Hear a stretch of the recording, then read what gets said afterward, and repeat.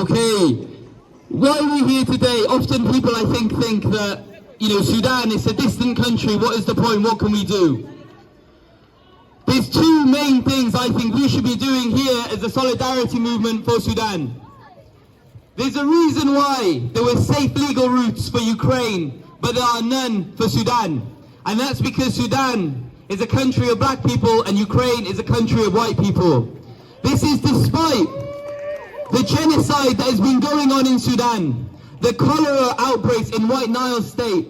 In Darfur, women can't give birth without often dying. That is the severe nature of this war. And we call it a war, but in reality, it is a fight between the elites for control over resources of Sudan.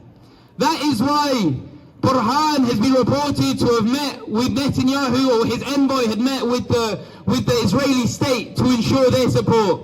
That is why Hemeti from the RSF ensures that he can export as much gold as possible to the UAE.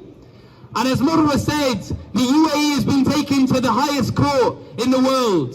And this is an opportunity for us to call out what is happening in Sudan and our own government's complicity. Because not only should we have safe routes for Sudanese people suffering from the weapons that we sell to the UAE, that are then put into the hands of the RSF, but we should also be calling out our government for the conference, the sham conference they had in London in the last 2 weeks or so, where they involved and invited every international actor that is responsible for the death and destruction in Sudan, from the UAE to France to the USA, all of which have their hands, bloody hands, on what's happening in Sudan.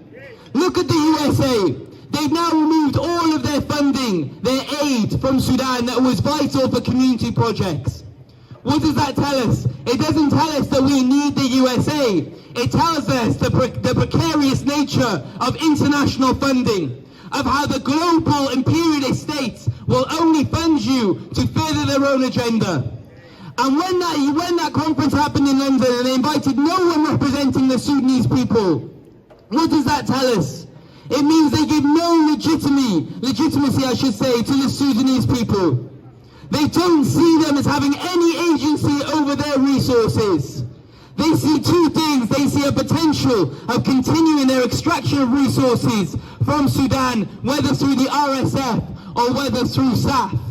So we cannot legitimize the ruling class in Sudan. What we must legitimize, and what really, if the UK even cares an inch about lives in Sudan, they should have invited the civilian groups